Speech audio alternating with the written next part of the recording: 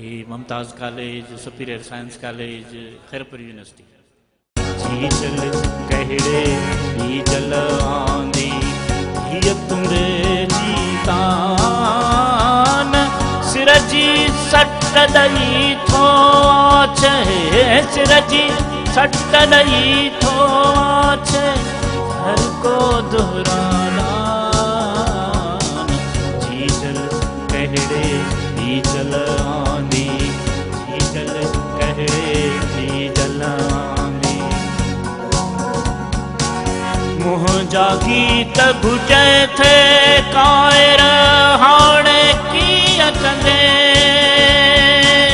मुँह जागीत घुटे थे कायर हाणे की अकंदे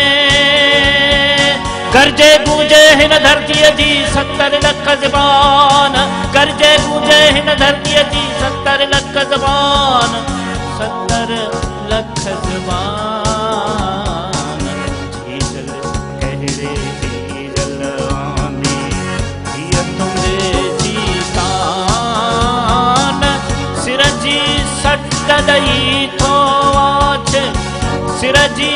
सट दई थो छे हर को दोहराना मिल माथा मजदूर अचन या वाघ खणन था विख मिल माथा मजदूर अचन या वाघ खणन था विख जीते जिया कुछ चेते आया जीते जिया कुछ चेते आया खेड़े खेत किसान चीचल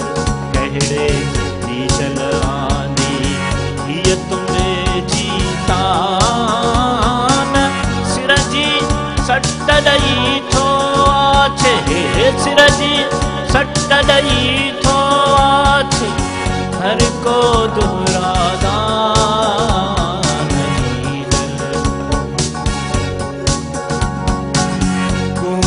माण्हू बोड़ा माण्हू माण्हू बूथ बदल माण्हू बूथ बदल गूंगा माण्हू बोड़ा माण्हू माण्हू बूथ बदल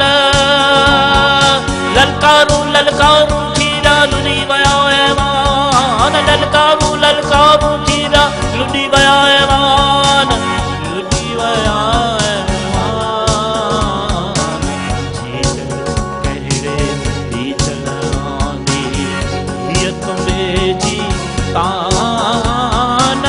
सिर जी सट दई थो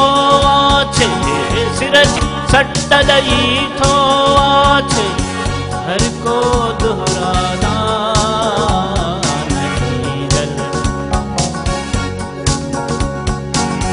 घनन घनन घन धरती गूंजी जनता जागी अज घनन घनन घन धरती गूंजी जनता जागी अज